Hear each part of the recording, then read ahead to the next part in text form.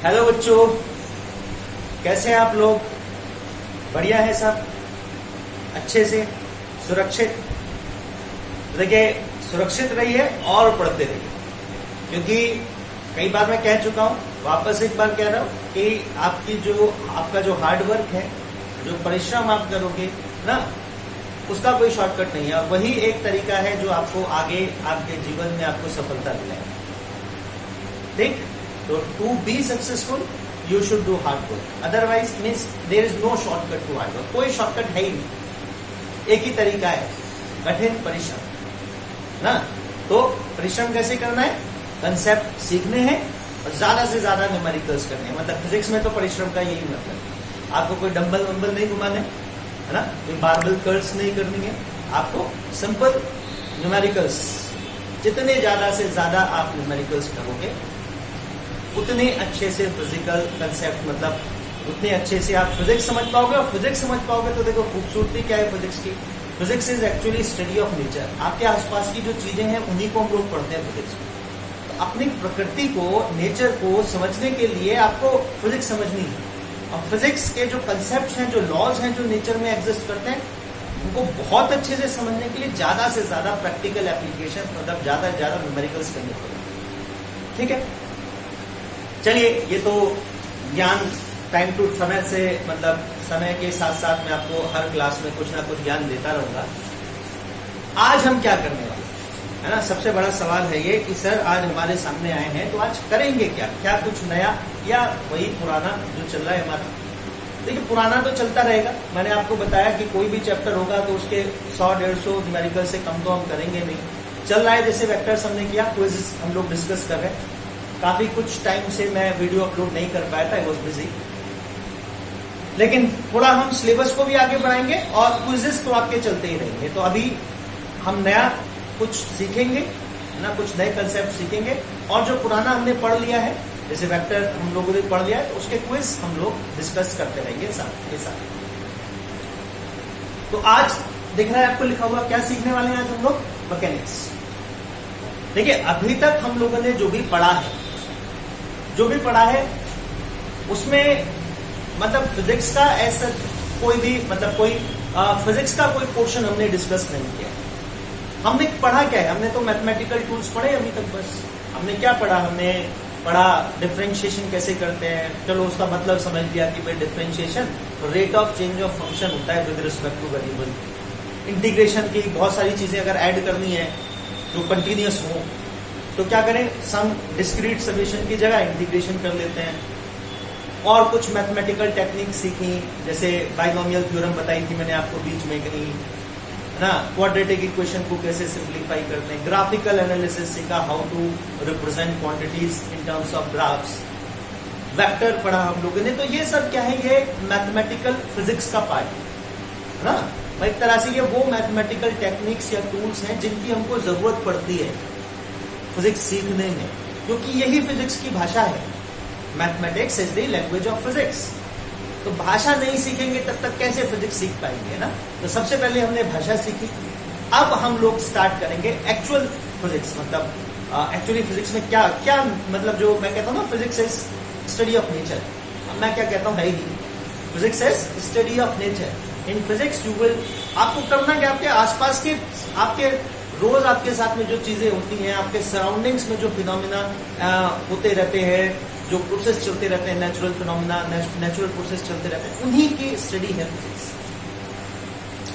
ठीक है, तो इसमें सबसे पहले हम लोग स्टार्ट करेंगे विद मैकेनिक्स। मैकेनिक्स है क्या? तो मैकेनिक्स होता है टू स्टडी और analyse motion of an object.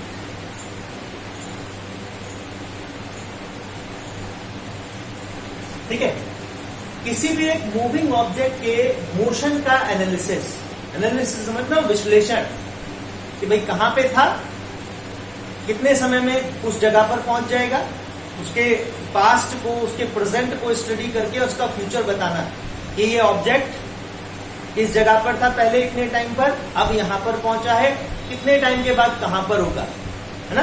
किस स्पीड से चल रहा है, इतने टाइम के बाद उसकी स्पीड क्या होगी या वेलोसिटी क्या होगी, वगैरह वगैरह, यही एनालिसिस है। ठीक है, तो किसी भी एक ऑब्जेक्ट के मोशन को एनालाइज करना, उसके उस ऑब्जेक्ट के मोशन को स्टडी करना, यही मैकेनिक्स कहलाता है।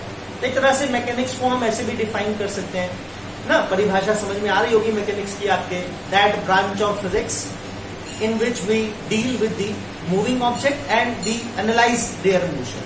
कि फिजिक्स की वो ब्रांच जिसमें हम मूविंग ऑब्जेक्ट्स को ऑब्जर्व करते हैं, उनके मोशन को स्टडी करते हैं, एनालाइज करते हैं उनके मोशन ना, वो मैकेनिक्स कहलाती है। अब जनरली जो मैकेनिक्स है उसका भी हम मतलब मैकेनिक्स जो है वो बहुत ब्रॉड है। जो मैकेनिक्स है ना, ये जो स्टडी ऑफ मोशन है ऑब्जेक्ट का, ये बहुत ब्रॉड है। इसको भी हमने डिफरेंट क्लासेस में, डिफरेंट कैटेगरी में कैटेगराइज कर रखा है। एक ब्रांच मैकेनिक्स की है काइनेमेटिक्स, एक ब्रांच हम कह सकते हैं मैकेनिक्स की है स्टैटिस्टिक्स, स्टैटिस्टिक्स कह रहा हूं तो मैथ में आता है स्टैटिक्स ना, एक है डायनामिक्स।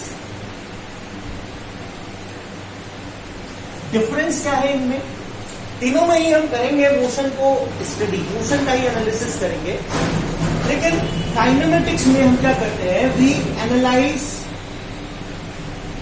और we study the motion of object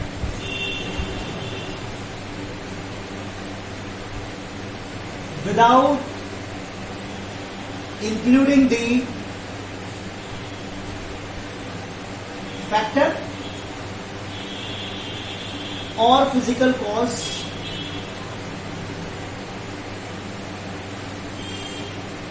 that is responsible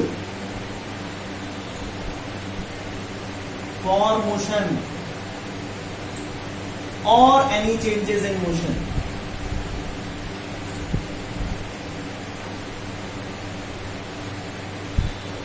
तो पहले इस पे बात करते हैं काइनेमेटिक्स क्या है। तो काइनेमेटिक्स ये है कि भाई मैकेनिक्स, देखिए वैसे भी छोटी क्लासेस में थोड़ी झलक आपको दिखाई गई होगी भाई मैकेनिक्स है क्या। जैसे मोशन अलोंग स्ट्रेट लाइन आपने पढ़ा होगा 9th क्लास में। तो मोशन अलोंग स्ट्रेट लाइन में हम क्या करते हैं, हम बात करते हैं कि एक ऑब्जेक्ट मूव कर रहा है, हम कहते हैं कि भाई वो कोई एक पाथ एक इनिशियल पोजीशन से फाइनल पोजीशन तक गया बाय ट्रेसिंग सम पाथ, किसी पाथ के थ्रू एक ए पॉइंट से बी पॉइंट तक गया, उसकी पाथ की लेंथ को डिस्टेंस कह देते हैं। ए से बी तक जो स्ट्रेट लाइन डिस्टेंस उसने ट्रेवल किया उसको डिस्प्लेसमेंट कह देते हैं। Distance travel per unit time speed और displacement per unit time velocity. Speed या वेलोसिटी यूनिफॉर्म भी हो सकती है, नॉन यूनिफॉर्म भी हो सकती है। नॉन यूनिफॉर्म है तो rate of change of velocity acceleration कहलाता है। तो ये इस तरह से हम क्या करते हैं, डिफरेंट क्वांटिटीज डिफाइन करते हैं, उसके मोशन के डिफरेंट कैरेक्टरिस्टिक्स को, एस्पेक्ट्स को डिस्क्राइब करने के लिए, है ना। लेकिन हम क्या करते हैं काइनेमेटिक्स में, जैसे मोशन अलोंग स्ट्रेट लाइन है, is a part of kinematics. इसमें हम मोशन के लिए जो रिस्पॉन्सिबल फैक्टर है वो फिजिकल फैक्टर ना, वो एक्सटर्नल फैक्टर्स, वो बाहरी कारण जिनकी वजह से मोशन हो रहा है, which are actually responsible for motion, या जिनकी वजह से किसी भी मूविंग ऑब्जेक्ट के मोशन में कोई चेंज होता है, उसको हम अपने एनालिसिस में इंक्लूड नहीं करते। क्यों नहीं करते? एनालिसिस को थोड़ा सिंपल रखने के लिए ना, थोड़ा सिंपल रखने के लिए एनालिसिस को, अपने विश्लेषण को थोड़ा सा सिंपल बनाने के लिए हम क्या करते हैं कि हम जो फिजिकल फैक्टर्स हैं जो कि एक्चुअली मोशन के लिए रिस्पॉन्सिबल है या जिनकी वजह से मोशन में कोई चेंज होता है, उनको हम अपने एनालिसिस में इंक्लूड नहीं करते।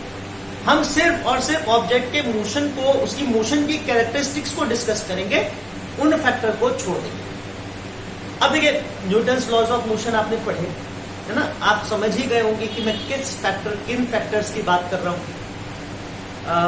According to Newton's first law, मतलब ये जितने भी फिजिकल फैक्टर्स हैं, जैसे एक एग्जांपल के लिए मान लीजिए एक रूम का डोर है, क्लोज है, आपने उसको पुश किया खोलने के लिए, है ना। तो ये पुश क्या हो गया, डोर पहले रेस्ट में था, आपके पुश करते ही इट स्टार्ट रोटेटिंग।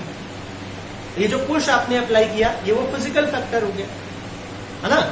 मान लो एक फुटबॉल है, उधर से किक की किसी ने फुटबॉल पे, फुटबॉल आपकी तरफ आ रही, आपने किक करके उसकी डायरेक्शन चेंज कर दी, उसकी जो स्पीड है फुटबॉल की वो चेंज कर दी, तो आपकी जो किक है ना वो फिजिकल फैक्टर हो गई जिसने मूविंग फुटबॉल के मोशन को चेंज कर दिया।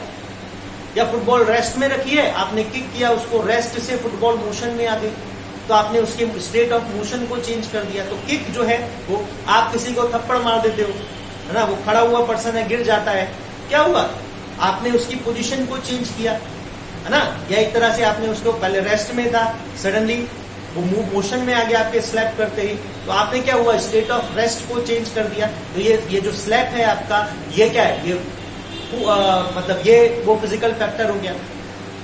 तो Newton's first law of motion को अगर हम देखें तो Newton's first law of motion describe करता है कि भाई किसी भी एक ऑब्जेक्ट के स्टेट ऑफ रेस्ट या स्टेट ऑफ यूनिफॉर्म मोशन को जो फिजिकल फैक्टर चेंज करता है उसको हम फोर्स कहते हैं, है ना।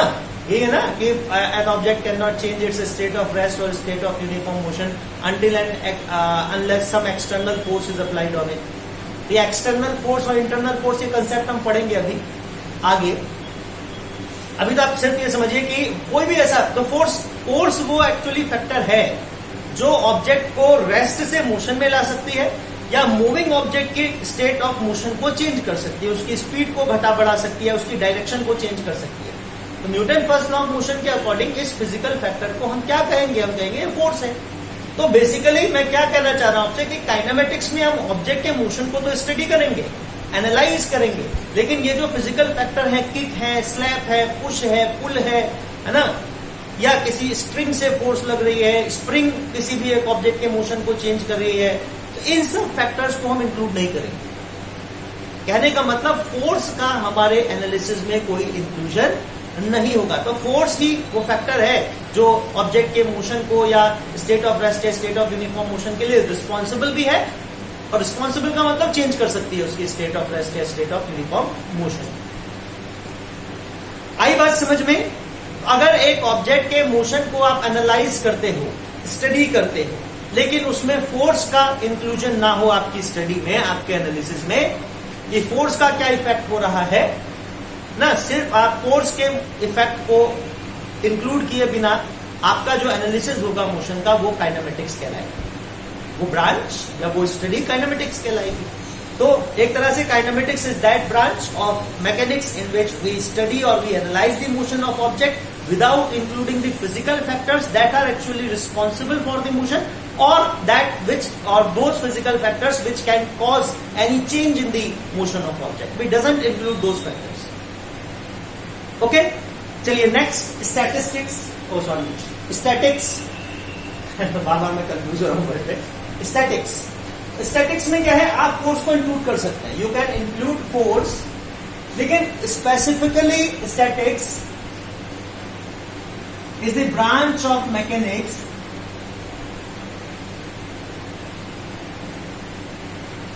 in which we deal with objects at rest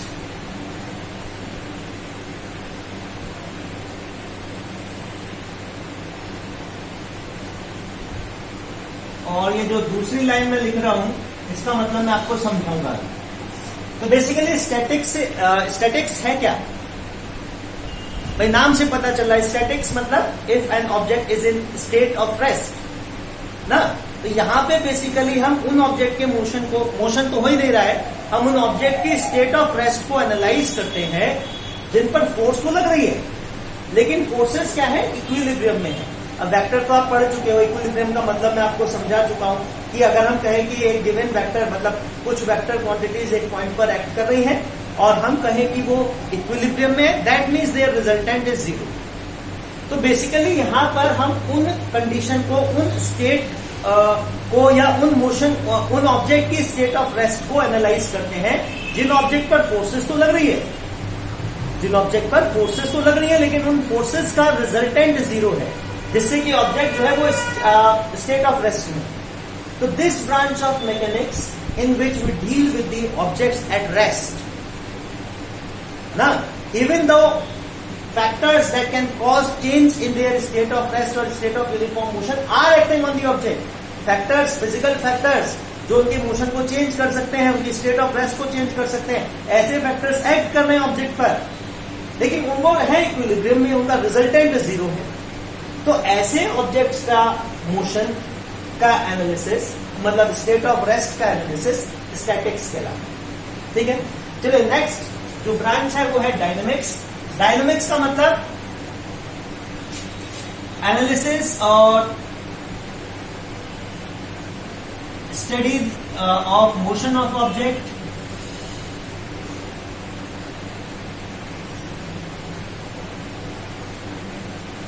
including all physical factors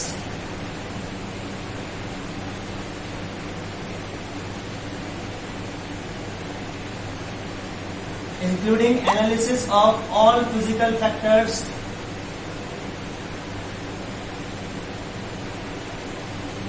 that affects the motion of object under study।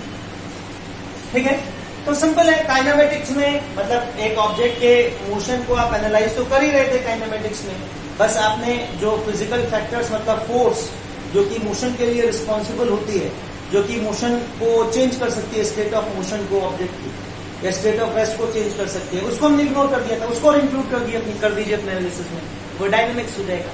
तो डायनेमिक्स मीन्स स्टडी और analysis of motion of an object including all factors that are causing change to the motion or that are actually responsible for the motion of the moving object, है ना।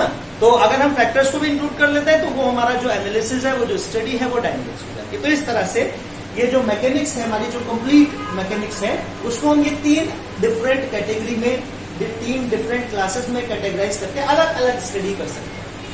तो सबसे पहले हम लोग start करेंगे with kinematics. ठीक है बच्चों, सबसे पहले हम लोग स्टार्ट करेंगे विद काइनेमेटिक्स। मतलब अभी हम लोग फोर्स वगैरह डिस्कस नहीं करेंगे, अभी हम सिर्फ और सिर्फ ऑब्जेक्ट के मोशन का एनालिसिस स्टडी कैसे करनी है, क्या क्या कैरेक्टरिस्टिक्स हमको उसमें उसके मोशन में स्टडी करनी पड़ेगी, क्या विशेषताएं होंगी उसके मोशन की जिनको हमको ऑब्जर्व करना पड़ेगा, वो सीखेंगे हमसे, है ना। कि भाई ऑब्जेक्ट के नैन नक्श देखने हैं सिर्फ, या उसकी एजुकेशनल क्वालिफिकेशंस भी देखनी है, मतलब एग्जाम्पल के लिए बता रहा हूं। तो क्या क्या हमको ऑब्जर्व करना है, क्या कैरेक्टरिस्टिक, क्या विशेषताएं ऑब्जेक्ट्स की हमको देखनी है, उसके चरित्र का क्या क्या अध्ययन हमको करना है, वो सब हम लोग सीखेंगे काइनेमेटिक्स में। फोर्स का इंक्लूजन नहीं था। अच्छा, काइनेमेटिक्स में भी, क्योंकि जैसे मैंने आपको बताया कि भाई यूनिवर्स तो हमारा 3 डायमेंशनल है ना, मतलब पूरे यूनिवर्स को हम 3 डायमेंशनल कह सकते हैं। एक तरह से कहा जाए तो पूरे यूनिवर्स को हम 3 म्यूचुअली परपेंडिकुलर एक्सिस के अंदर बंद कर सकते हैं। ठीक है, और किसी भी एक मूविंग ऑब्जेक्ट के मोशन को हम 3 डिफरेंट मोशन में देख सकते हैं कि वो भाई एक्स एक्सिस के अलाउंग उसका distance, displacement, speed, velocity, acceleration क्या है, ऐसे ही उसकी ये मोशन की कैरेक्टरिस्टिक्स वाई एक्सिस के अलाउंग क्या है, जेड एक्सिस के अलाउंग क्या है।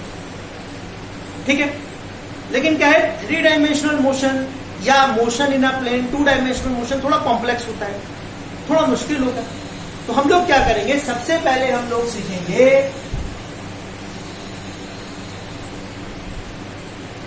मोशन इन 1 डायमेंशन, जिसको हम मोशन अलोंग स्ट्रेट लाइन भी कहते हैं।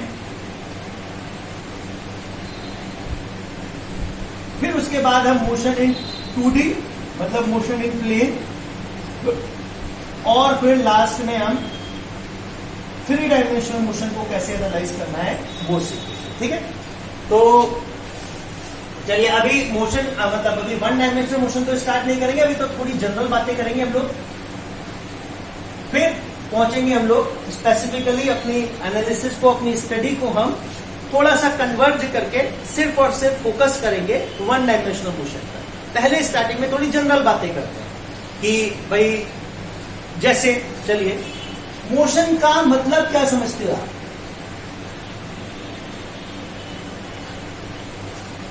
What do you mean by motion? तो आप कहोगे सर मोशन का मतलब क्या है? हम देखते हैं कि भाई रोजाना हमारे आसपास में हम ऑब्जर्व करते हैं कि अगर हम कहीं किसी जगह पर खड़े हैं तो हम देखते हैं कुछ चीजें हमसे दूर जा रही होती हैं, कुछ चीजें हमारे पास आ रही होती हैं, है ना? तो यही जो ऑब्जेक्ट्स हैं जिनका हमारे रिलेटिव डिस्टेंस, हमारे सापेक्ष, है ना, हम जहां पर खड़े हैं उस जगह के रिलेटिव हमारे सापेक्ष उनकी जो दूरी है वो हमसे हमारे रिलेटिव कम हो रही है या ज्यादा हो रही है। तो ऐसे ऑब्जेक्ट्स को मूविंग ऑब्जेक्ट कह देते हैं, या हम कह देते हैं कि भाई ये जो ऑब्जेक्ट्स हैं, ये जो चीजें हैं, ये मोशन में है। यही तो होता है कि भाई मान लीजिए कोई बाइक वाला है, वो आपकी तरफ आ रहा है, धीरे धीरे आपके रिलेटिव उसकी दूरी कम हो रही है, तो आप कहोगे कि भाई बाइक मूविंग है, बाइक मोशन में है ना? या इसी तरह से और कोई मान लीजिए एक फुटबॉल, किसी एक पर्सन ने फुटबॉल किक करी, वहां दूर खड़ा है वो, उसने फुटबॉल आपकी तरफ किक करी, तो धीरे धीरे क्या हो रहा है, फुटबॉल और आपके बीच का जो डिस्टेंस है, जो दूरी है आपकी फुटबॉल से, वो धीरे धीरे कम होती जा रही है। तो आपकी और फुटबॉल के बीच में जो रिलेटिव डिस्टेंस है ना, रिलेटिव समझते ना, एक जगह से एक पॉइंट के से दूसरे पॉइंट तक की जो दूरी है, इसको मैं रिलेटिव डिस्टेंस कह रहा हूं। तो आपकी और फुटबॉल के बीच में जो रिलेटिव डिस्टेंस है वो धीरे धीरे कम होता जा रहा है, ठीक है? या मान लो इधर से आप फुटबॉल किक कर देते हो, आपके पास है फुटबॉल, आप किक कर देते हो, आपके और फुटबॉल के बीच का रिलेटिव डिस्टेंस धीरे धीरे बढ़ता जाएगा। आप क्या कहोगे? फुटबॉल इज इन मोशन, या फुटबॉल जो है वो मूविंग है, मूव कर रही है फुटबॉल। तो ऐसे ही जनरली मूविंग ऑब्जेक्ट्स, हम उन ऑब्जेक्ट्स को कहते हैं, कोई भी चीज हो, लिविंग हो, नॉन लिविंग हो, उससे कोई मतलब नहीं है। कोई भी ऐसा मटेरियल ऑब्जेक्ट जिसका हमारे रिलेटिव डिस्टेंस कम हो या ज्यादा हो, उसको हम कहते हैं कि वो ऑब्जेक्ट जो है वो मूव कर रहा है।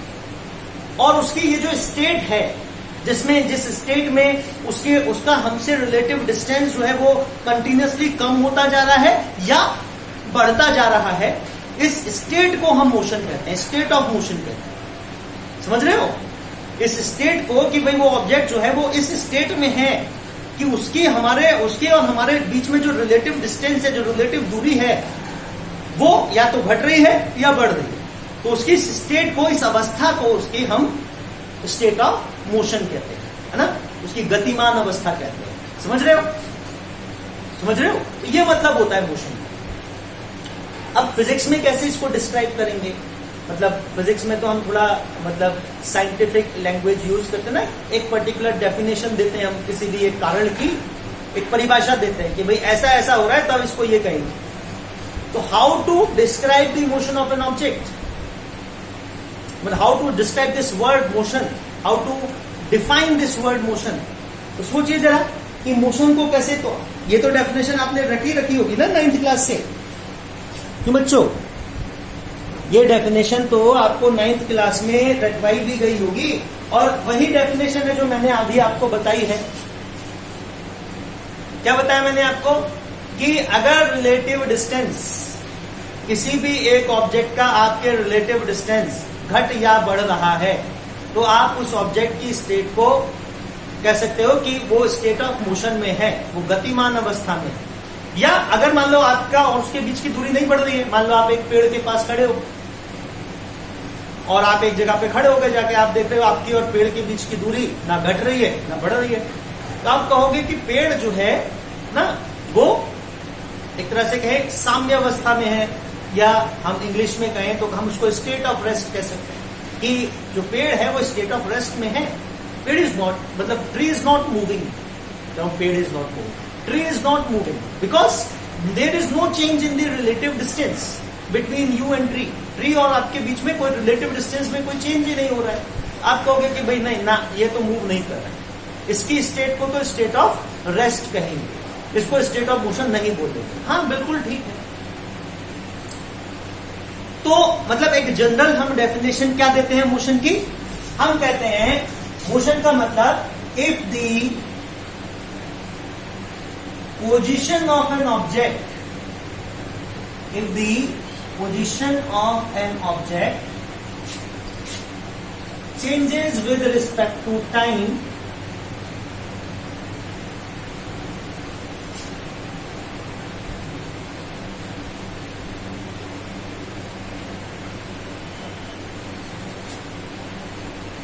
relative to an observer,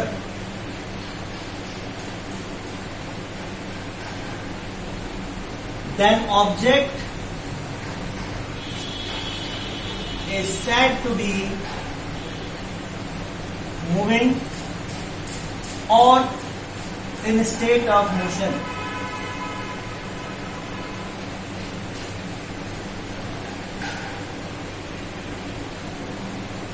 समझ रहे हैं? तो अगर एक किसी भी एक ऑब्जेक्ट की जो पोजीशन है, पोजीशन समझ लो जिस जगह पे वो लोकेटेड है यूनिवर्स में, ऑब्जर्वर के रिलेटिव, ऑब्जर्वर मतलब कोई देखने वाला तो होना चाहिए। ऐसे तो दुनिया में कितनी चीजें चल रही हैं, पूरा यूनिवर्स का हर एक पार्टिकल, छोटे से छोटा कण जो है वो मोशन में है ना?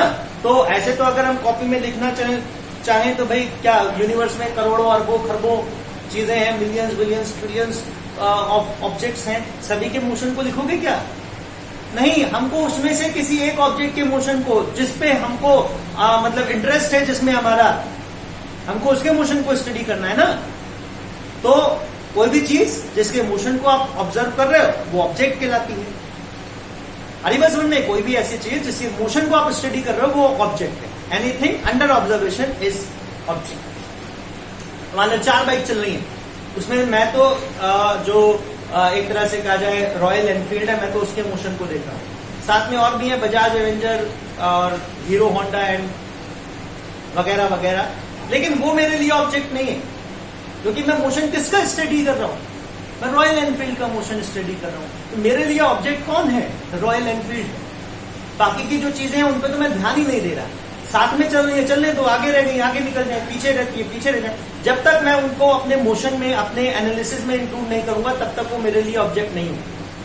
आगे बात समझ में? तो ऑब्जेक्ट का सिंपल सा मतलब होता है वो चीज जिसके मोशन को, जिसकी स्टेट को, जिसकी अवस्था को आप स्टडी कर रहे हो, पढ़ रहे हो, एनालाइज कर रहे हो, उसका विश्लेषण कर रहे हो, वो आपका ऑब्जेक्ट कहलाती है। तो अच्छा, ऑब्जेक्ट फिर जब, भाई ऑब्वियस सी बात है, जब ऑब्जर्व होगा, वो जिस चीज को हम ऑब्जर्व करेंगे तो एक ऑब्जर्वर भी चाहिए होगा ना। एक ऐसा पर्सन हमको चाहिए होगा जो मोशन को स्टडी करेगा, एनालाइज करेगा। वो क्या कहलाता है? हमारा ऑब्जर्वर। ठीक है? तो अगर ऑब्जर्वर जो कि देख रहा है, ऑब्जेक्ट को ऑब्जर्व कर रहा है, स्टडी कर रहा है, एनालाइज कर रहा है मोशन को, और जो ऑब्जेक्ट मतलब जो चीज जिसके मोशन को हमको एनालाइज करना है, स्टडी करना है, अगर ऑब्जर्वर के रिलेटिव ऑब्जेक्ट की जो पोजीशन है वो with respect to time change हो रही है ना, तो चेंज होगी अगर विद रिस्पेक्ट टू टाइम, तो सिंपल सा मतलब है कि भाई या तो उसके रिलेटिव डिस्टेंस बढ़ेगा या घटेगा। मान लो पॉइंट ए है, यहां पे कोई, ये हमारा ऑब्जर्वर है, ये पॉइंट बी है, तो ये जो रिलेटिव डिस्टेंस है, पोजीशन चेंज होने का मतलब क्या है? ये यूनिवर्स में अपनी जगह बदलेगा। जगह बदलेगा तो मतलब या तो ये यहां कहीं इस तरफ आएगा या ये यहां कहीं दूर जाएगा। तो इनके बीच का रिलेटिव डिस्टेंस या तो इंक्रीज होगा या डिक्रीज होगा। वही मैंने आपको बताया स्टार्टिंग में, है ना। तो इसको हम एक पर्टिकुलर डेफिनेशन की टर्म्स में कह सकते हैं, if the position of an object changes with respect to time relative to an observer. एक ऑब्जर्वर के रिलेटिव कोई ऑब्जेक्ट अगर अपनी पोजीशन समय के साथ में चेंज करता है तो हम कहेंगे कि ऑब्जेक्ट जो है वो मूव कर रहा है। नहीं करता है, यहीं रहता है, तो आप देखिए रिलेटिव डिस्टेंस कांस्टेंट रहेगा। ये जो दूरी है इनके बीच की वो कांस्टेंट बनी रहेगी। अगर ये अपनी पोजीशन को चेंज नहीं करता है तो क्या कहेंगे हम?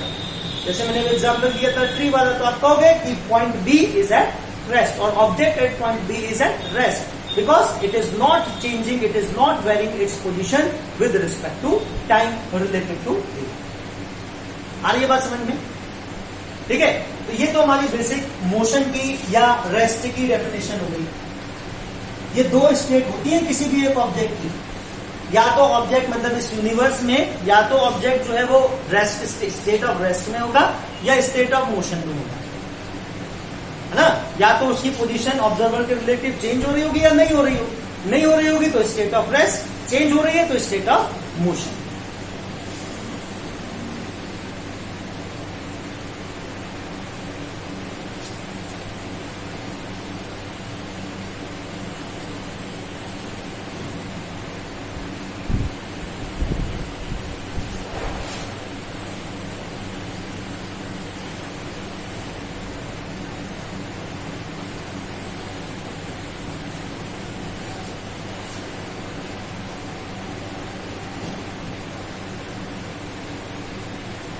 then object is said to be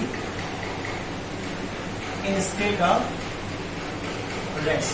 ठीक है, तो ये दो स्टेट किसी भी एक ऑब्जेक्ट की हम डिफाइन कर सकते हैं, स्टेट ऑफ रेस्ट या state of uniform motion.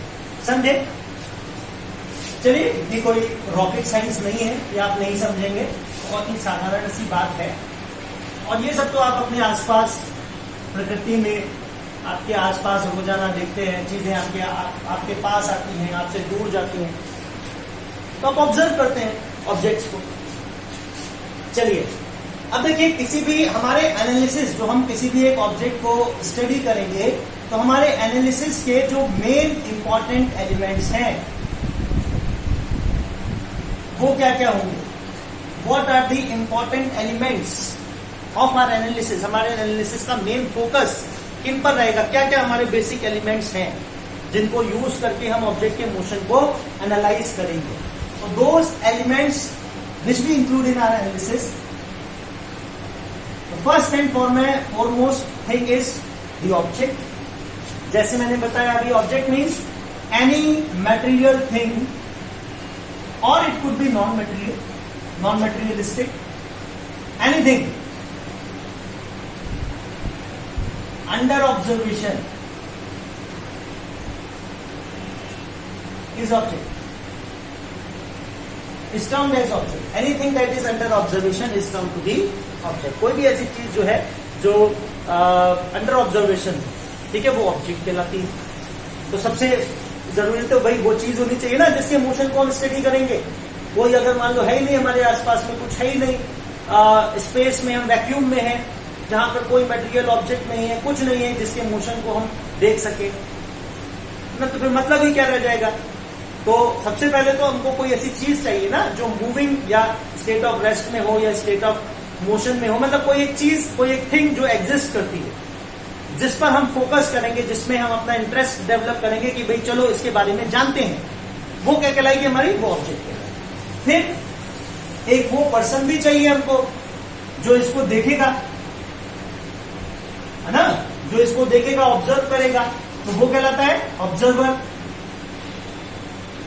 A person who analyzes or study various characteristics of motion of object, वो हमारा ऑब्जर्वर कहलाता है.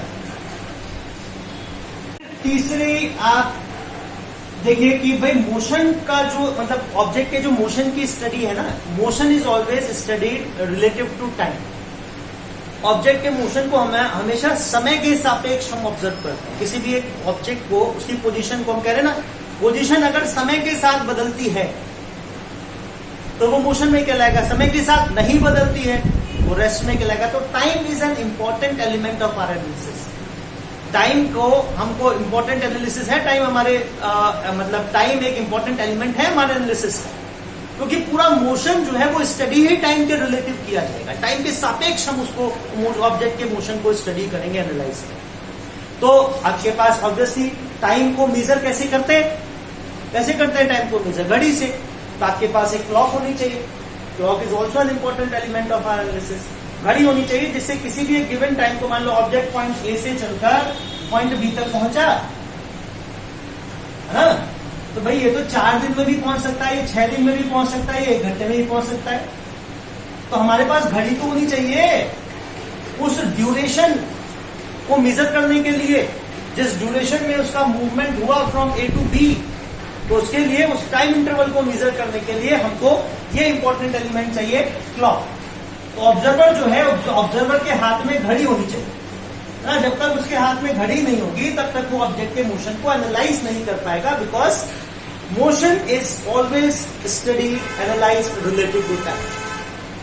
ठीक है, तो क्लॉक, अब घड़ी कोई भी मान ले, वो मतलब ब्रांड नहीं बता रहा हूं मैं, सिर्फ घड़ी होनी चाहिए, घड़ी जरूरी है.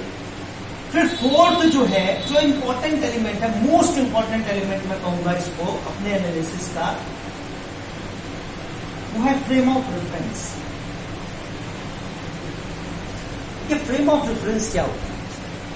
फ्रेम ऑफ रेफरेंस का मतलब है कि भाई आपके आसपास के, आपका वो सिस्टम वो निकाय, वो सिस्टम जिसके रिलेटिव आप ऑब्जेक्ट के मोशन को देख रहे हो, ऑब्जर्व कर रहे हो, वो सिस्टम हमारा वो फ्रेम ऑफ रेफरेंस कहलाता है। कहने का मतलब यह है कि आप खड़े हो गए, आप सड़क पर खड़े हो, है ना।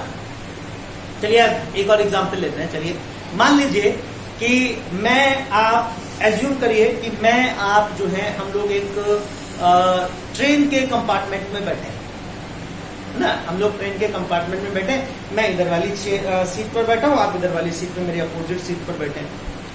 और हमने देखा, मान लो मैं एक मीटर स्केल है मेरे पास, मैंने देखा आपका और मेरे बीच का जो डिस्टेंस है वो 1 मीटर है। ठीक, मैंने नाप लिया पहले ही, मेरे पास घड़ी भी है, मैं देख रहा हूं कि भाई टाइम आगे चल रहा है, ट्रेन हमारी चल रही है। अभी मान लीजिए, चलिए ये मान लेते हैं कि ट्रेन जो है अभी हमारी प्लेटफॉर्म से स्टार्ट हुई है। अब 2 ऑब्जर्वर हैं, एक तो मैं हूं जो ट्रेन में बैठा हूं, और एक और ऑब्जर्वर है कोई सी जो कि प्लेटफॉर्म पर खड़ा है। ठीक है, अब दोनों जो है, दोनों के पास घड़ी है, दोनों ने मैंने आपकी और अपनी बीच की दूरी नाप ली, उसने आपके और उसके बीच की दूरी नाप ली, आपकी पोजीशन उसने लोकेट कर दी। अब हम दोनों अपनी घड़ी से देख रहे हैं, ट्रेन चलने लगी है और हम अपनी दोनों घड़ी में देख रहे हैं कि टाइम जो है वो आगे बढ़ रहा है। अब टाइम के रिलेटिव मैं देखता हूं आप तो उसी सीट पे बैठे हो, मेरे और आपके बीच का डिस्टेंस कांस्टेंट है 1 मीटर, वो चेंज ही नहीं हो रहा है। मींस मेरे रिलेटिव आप अपनी पोजीशन चेंज नहीं कर रहे हो, मेरे relative with respect to time आपकी पोजीशन चेंज नहीं हो रही है। तो मैं तो कहूंगा आप स्टेट ऑफ रेस्ट में, आप मूव नहीं कर रहे हो। है बिल्कुल भाई, मैं ट्रेन से ऑब्जर्व कर रहा हूं, तो आप मूव नहीं कर रहे हो। लेकिन वो पर्सन जो प्लेटफॉर्म पे खड़ा है, उसके लिए तो मैं और आप दोनों ही क्या कर रहे हैं, एक पर्टिकुलर स्पीड से, जितनी स्पीड से ट्रेन चली है उतनी स्पीड से उससे दूर जा रहे हैं। वो तो देखेगा कि उसके और आपके बीच की जो दूरी है वो समय के साथ क्या है, बढ़ती जा रही है। तो वो कहेगा कि that person, this person is in motion, मैं कहूंगा this person is in state of rest. अब क्या कहें, आप मूव कर रहे हो कि आप रेस्ट में हो? बताओ, आप मूव कर रहे हो कि रेस्ट में? आप कहोगे दोनों ही बातें सही हैं। भैया हाँ सर, आप सही कह रहे हो, आपके और मेरे रिलेटिव डिस्टेंस जो है वो कांस्टेंट है विद रिस्पेक्ट टू टाइम, तो मैं रेस्ट में हूं। लेकिन आपके रिलेटिव, वो जो पर्सन खड़ा है वो एक ऐसे सिस्टम में है, प्लेटफॉर्म एक अलग सिस्टम हो गया, ट्रेन का जो कोच है वो एक अलग सिस्टम हो गया। इस सिस्टम से मैं देख रहा हूं, यहां इस सिस्टम से मैं देख रहा हूं कि आपकी position with respect to time change नहीं हो रही, तो मेरे लिए आप रेस्ट में हो, मैं कहूंगा you are in state of rest. लेकिन उस सिस्टम से, उस पर्सन के सिस्टम से देखने पर लग रहा है कि आपके और उसके, उस सिस्टम के बीच की जो दूरी है वो विद रिस्पेक्ट टू टाइम बढ़ती जा रही है। तो वो तो ये कहेगा कि भाई आप रेस्ट में हो, बिल्कुल कहेगा आप रेस्ट में। और इसको आप देख लीजिए, भाई पुराने जमाने में हम देखते थे कि अब कहते भी हैं कि sun rises in the east and sets in the west. पढ़ा ना छोटी क्लासेस में, sun rises in the east and sets in the west. अभी भी आपसे कोई पूछेगा बताओ सूरज किधर से निकलता है, आपको पूरब से निकलता है। और कहाँ अस्त होता है, सूर्यास्त किधर होता है? बोले पश्चिम में होता है। अरे बेवकूफ हुआ, सूर्य कहीं नहीं निकलता है, ना कहीं अस्त होता है, सूर्य वहीं स्थिर है। क्या होता है कि हम लोग अर्थ पर हैं, अर्थ जो है वो अपने एक्सिस के अबाउट रोटेट कर रही है, तो 12 घंटे के बाद में क्या होता है कि हम उस तरफ चले जाते हैं जिधर सन से आने वाली जो लाइट रेज हैं वो हम तक नहीं पहुंच पाती हैं, तो हमको सन दिखाई नहीं देता है। तो हम कहते हैं सनसेट हो गया। सनसेट नहीं हुआ है, सन वही है, आप घूम के उस तरफ पहुंच गए हो जिस तरफ से आपको अर्थ दिखाई नहीं दे रहे, वो सॉरी सन दिखाई नहीं दे रहा है ना। और फिर जब आप घूम के वापस उधर पहुंचने वाले होते हो जिधर से आपको सन दिखने लगता है, तो आप कहते हो भाई वाह सनराइज हो गया। तो ये तो सिर्फ रिलेटिव है ना। अब हम कहते हैं, हम क्या कहते हैं, हमारे रिलेटिव, हमारी अगर परिभाषा देखी जाए तो हमारे अनुसार तो सन जो है वो अर्थ के चारों तरफ घूम रहा है, सन इधर पूरब से निकलता है और पश्चिम में जाके छिप जाता है। बिल्कुल गलत है। एक्चुअली ये तो अर्थ के मोशन की वजह से हो रहा है। लेकिन आप तो स्टार्टिंग में लोग मानते भी थे ना, शुरुआत में लोग जो है वो मानते भी थे। जो लोग जो है जिन्होंने ये हीलियोसेंट्रिक थ्योरी दी भी कि भाई अर्थ जो है वो सन के चारों तरफ घूम रही है, उस टाइम के धर्म गुरुओं ने उनको जेल में डलवा दिया। कैसी बातें कर रहे हो, हमारी अर्थ, इस पवित्र धरती को आप कह सकते हो कि ये सूर्य के चारों तरफ घूमेगी? नहीं, सूर्य हमारी इस धरती के चारों तरफ घूमता है ना। और है भी भाई, उनकी भी बात गलत नहीं लगती मुझको, क्योंकि देखने पे तो ऐसा ही लगता है ना। तो ये सब क्या है, कि किसी भी एक ऑब्जेक्ट के मोशन को, है ना, सबसे पहली बात तो मोशन का एब्सोल्यूट एनालिसिस पॉसिबल नहीं है। एक बात ध्यान से समझिए और इसको बहुत इस पे गहन चिंतन आप करिएगा कि किसी भी एक ऑब्जेक्ट के मोशन का एब्सोल्यूट एनालिसिस पॉसिबल नहीं है। एब्सोल्यूट एनालिसिस नहीं किया जा सकता किसी भी ऑब्जेक्ट के मोशन का, क्योंकि अगर मैं कह रहा हूं कि वो ऑब्जेक्ट रेस्ट में, तो हो सकता है इस ब्रह्मांड में कहीं किसी दूसरी जगह पर कोई दूसरा ऑब्जर्वर बैठा हो, उसको वो ऑब्जेक्ट मूव करता हुआ अपीयर हो, है ना। मैं तो कह रहा हूं कि भाई मान लो जैसे मून है, मून अर्थ के चारों तरफ रिवॉल्व करता है, ये तो हम जानते ही हैं, मून का रिवॉल्यूशन होता है अराउंड द अर्थ। तो एक जैसे इसी ट्रेन में ये जो पर्सन बैठा है, एक हमने ले लिया था सी, एक और पर्सन ले लीजिए डी। ए के रिलेटिव, मेरे रिलेटिव ये रेस्ट में है, सी कह रहा है नहीं ये मूव कर रहा है। मान लीजिए हमारा जो ट्रैक है ट्रेन का, वो स्ट्रेट है, बिल्कुल एक सीधी लाइन के अलॉन्ग, तो वो कहेगा आप एक सीधी रेखा के अलॉन्ग मूव कर रहे हो, आपका जो पाथ है वो एक स्ट्रेट लाइन पाथ, ठीक है, उसकी बात भी सही है। तो वो तो कहेगा you are moving along a straight line path. अब एक और पर्सन है जो मून पर है, चांद पर है, वहां से कोई ऐसा टेलीस्कोप लगा के देख रहा है कि वो मतलब ऐसा टेलीस्कोप है उसके पास, वो आपको देख सकता है, वो आपके मोशन को एनालाइज कर रहा है।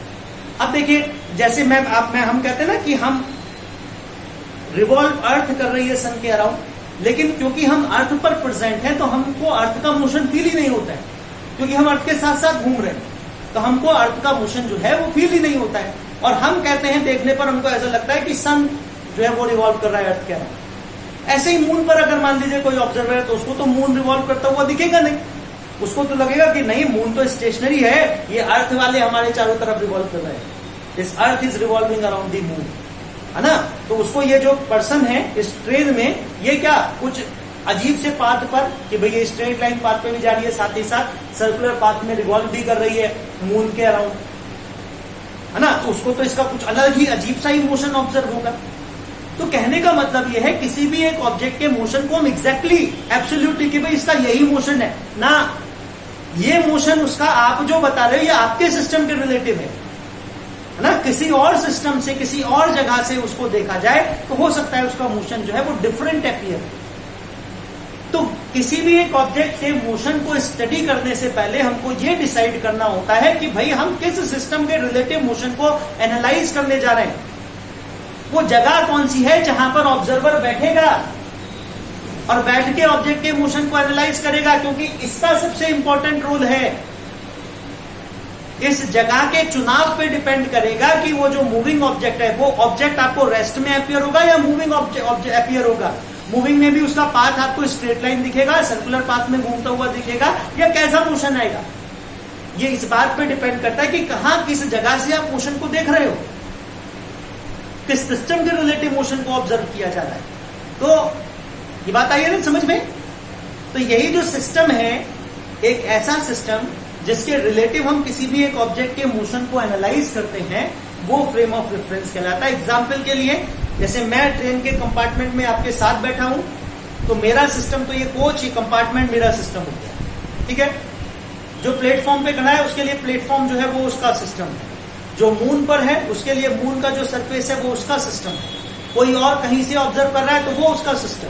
तो there can be different frame of references, there can be different frame of references relative to which motion of an object can be observed. And the crux of the story is that motion of an object is relative. Is relative to what? Is relative to frame of reference. ये एक object का जो motion है वो आप absolute नहीं बता सकते, मोशन एब्सोल्यूट नहीं होता है, मोशन रिलेटिव होता है। दोनों में अंतर समझ में आया ना। एब्सोल्यूट का मतलब कि मैंने कह दिया ये ऑब्जेक्ट रेस्ट में है, तो कहीं से भी देखो इस ब्रह्मांड के किसी भी कोने से, किसी भी जगह पर, किसी भी पोजीशन से खड़े होकर कोई भी देख ले, उसको ये रेस्ट में ही अपीयर होना चाहिए, तो ये टर्म हो गई एब्सोल्यूट।